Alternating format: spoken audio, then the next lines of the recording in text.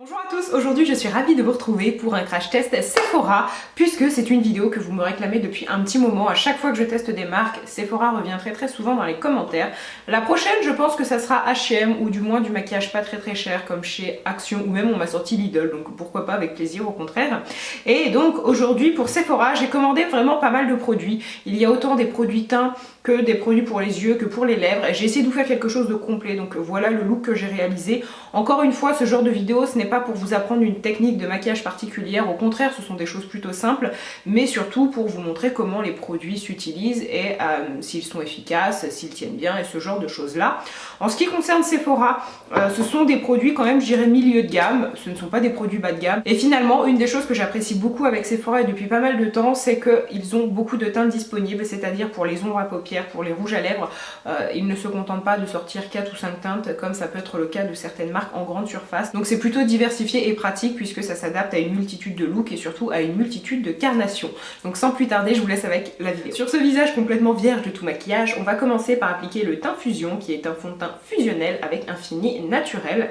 Alors au niveau de l'application, ça se fait avec une petite pipette. Première critique, c'est pas excessivement pratique. Donc voilà ce que j'ai mis. Comme vous voyez, il est plutôt liquide. Au niveau de l'application, n'hésitez pas à en mettre une bonne dose parce qu'il est extrêmement fin et en plus le Beauty Blender a tendance à prendre un petit peu de produit. Alors pour l'instant, je trouve le rendu vraiment joli et extrêmement fin effectivement, qui laisse naturellement une certaine lumière sur la peau. Là, c'est une peau qui est transparente, mais transparente de bonne santé, si je peux dire les choses comme ça. Alors application du fond de teint fini, et qu'est-ce que je peux en dire? Eh bien, j'aime énormément. C'est un rendu ultra naturel, vraiment un fond de teint qui va laisser voir votre peau mais qui pour autant va vraiment l'unifier et lui donner un aspect peau zéro défaut. Alors j'ai une petite imperfection ici, on la voit encore, mais dans tous les cas au niveau de l'effet c'est vraiment très joli.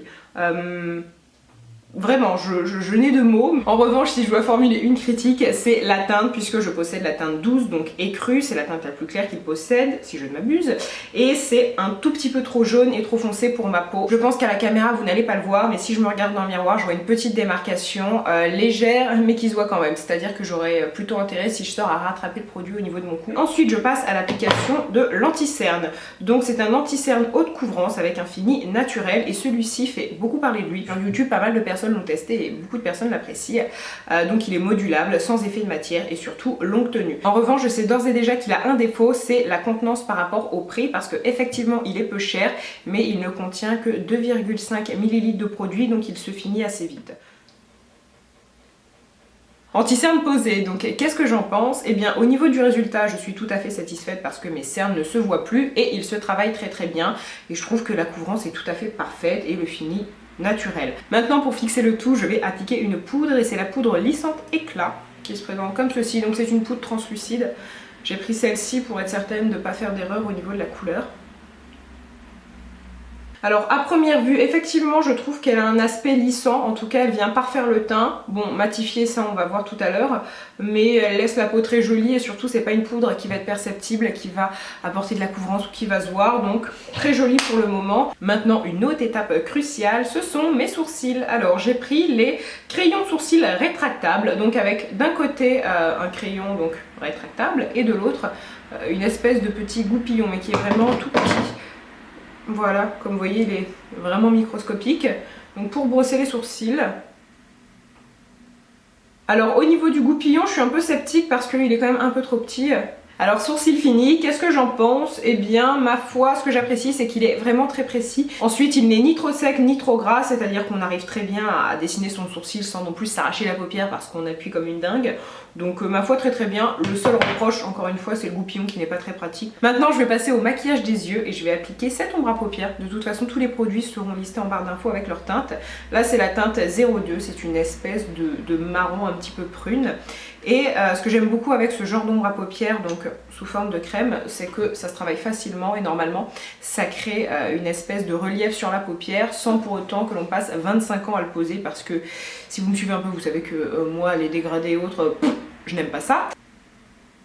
Je vais prendre une ombre poudre un petit peu plus foncée pour creuser mon regard. Donc ça, prenez celle que vous voulez, hein, bien évidemment. Voilà pour l'application du fard, je vous en parlerai juste après. En attendant, je vais appliquer le mascara. Donc c'est un mascara volume effet panoramique. Donc c'est le Cinescope qui se présente comme ceci. Et j'avais testé par le passé quelques mascaras Sephora et je les avais beaucoup aimés, notamment au niveau du volume, c'était assez édifiant. Alors, application du mascara terminée, pareil pour l'ombre à paupières. Entre temps j'ai mis du blush et un peu de bronzer parce que je n'en ai pas testé de la marque Sephora. Mais pour en revenir au mascara et à l'ombre à paupières, qu'est-ce que j'en pense? Alors le mascara, je suis étonnamment surprise, je le trouve vraiment très joli, il définit les cils, il leur apporte du volume. Alors c'est pas non plus un volume complètement spectaculaire. Par exemple le Marc Jacobs, le Velvet Noir en apporte plus je trouve, mais là en même temps il apporte une très jolie définition. Donc au niveau du résultat j'aime beaucoup et c'est clairement un mascara que je vais réutiliser parce que il est très joli. En ce qui concerne l'ombre à paupières, je la pensais plus pigmentée puisque si vous regardez la couleur du flacon et si vous regardez le maquillage que j'ai des yeux, c'est quand même plus discret. Cependant elle se travaille très facilement, donc ça j'ai eu aucun souci. Et au niveau de la tenue, je pense que ça va tenir du feu de Dieu. Et surtout la teinte 02, c'est une espèce de marron un petit peu violet finalement, et sur des yeux vert foncé comme les miens, ça passe nickel. Finalement la toute dernière étape, c'est d'appliquer un rouge à lèvres mat. Et en fait pourquoi je ris, parce que j'ai regardé derrière la référence pour vous dire c'est le rouge à lèvres mat numéro tant, et en fait derrière il est marqué Made in Italy, et j'allais vous dire c'est la référence fait en Italie. Voilà, qu'est-ce qu'elle est conne cette fille parfois. Bref, désolée. Non mais plus sérieusement, vous m'en parlez énormément. À chaque fois que je vous parle de rouge à lèvres mat liquide, vous me dites teste ceux de Sephora, ils sont géniaux. Donc là ça va être chose faite. Alors j'ai pris du coup la teinte 06.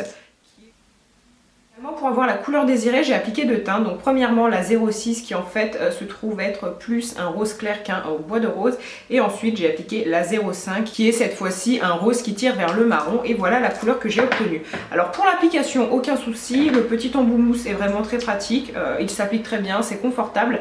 Maintenant on va voir sur la durée et surtout si au fur et à mesure de la journée la couleur s'en va. Alors je pense qu'elle va s'en aller, mais comment elle s'en va et s'ils sont confortables et surtout s'ils n'assèchent pas trop les lèvres.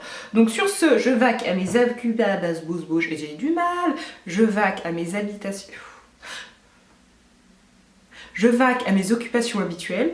Oui, c'est ça, j'ai vraiment du mal, hein. Donc bon, vous avez compris, en gros je vais glander comme d'habitude. Non, je déconne, mais bon voilà, je vais faire mes trucs et je reviens juste après. Donc me revoilà quelques heures plus tard pour vous faire un bilan. Et en fait je ris parce que j'ai déjà enregistré cette partie. Enfin non, je parlais devant ma caméra mais j'avais pas appuyé sur enregistrer, donc c'est pas grave, on va recommencer dans la joie et la bonne humeur. Premier produit, il s'agissait du teint Fusion.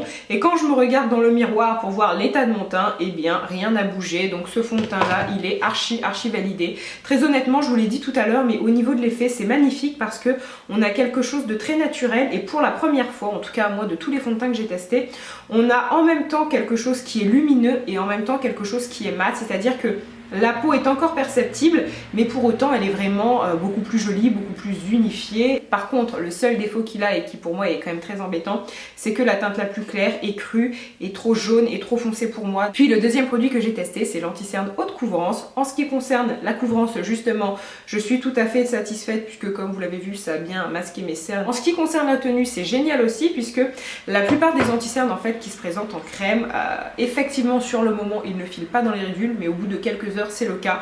Donc c'est un petit peu ce que je craignais. Il est très fin sur la peau, il ne se voit pas, hein, ça vous fait pas une couche comme ça sous l'œil et on se demande qu'est-ce que vous avez fait. Pas du tout. Et ensuite le troisième produit teint que j'ai appliqué, c'était la poudre lissante éclat. Alors pour l'aspect lissant, effectivement je trouve qu'elle vient parfaire le teint sans pour autant ajouter une couvrance et qu'elle matifie réellement puisque mon teint ne brille pas. D'ailleurs pour la tenue de l'anti-cerne, je pense que la poudre a aidé. C'est une poudre très fine, donc justement pour le contour des yeux elle est géniale.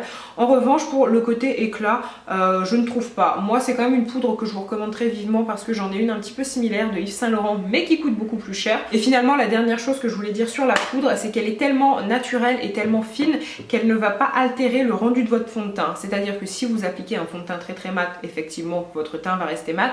Au contraire, si vous appliquez un fond de teint plus lumineux, appliquer cette poudre ne va pas rendre votre teint mat. Certes il ne va pas briller, votre teint sera comme le fond de teint l'a laissé. Je sais pas si c'est très clair, mais dans tous les cas je la recommande. Ensuite on va parler des lèvres et des deux produits que j'ai appliqués. Alors au niveau de l'application j'aime beaucoup, ça s'applique facilement. Au niveau de la tenue aussi, alors par contre cet après-midi je n'ai fait que boire, je n'ai pas mangé, donc forcément ça a bien tenu. Je pense que c'est pas un rouge à lèvres qui s'en va en faisant des patchs de couleurs, donc pas de souci. Et dernière chose que je voulais ajouter sur ces rouges à lèvres, c'est qu'ils sont réellement sans transfert puisque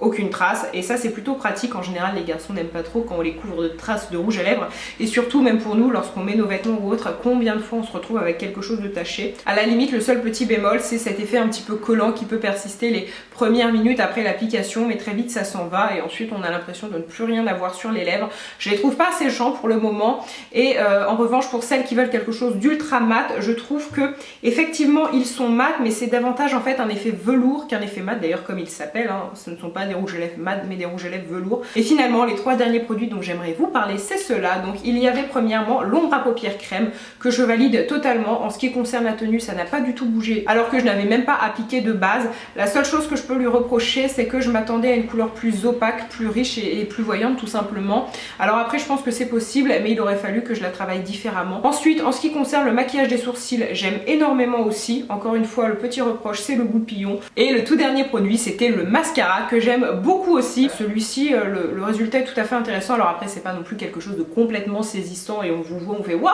t'as mis des fossiles. Non quand même pas, on va se calmer. Donc, sur ces bonnes paroles j'ai fini mon crash test. D'une façon générale j'aime tous les produits et vraiment je suis très surprise et agréablement surprise pour le produit teint, le fond de teint, parce que le résultat est très joli.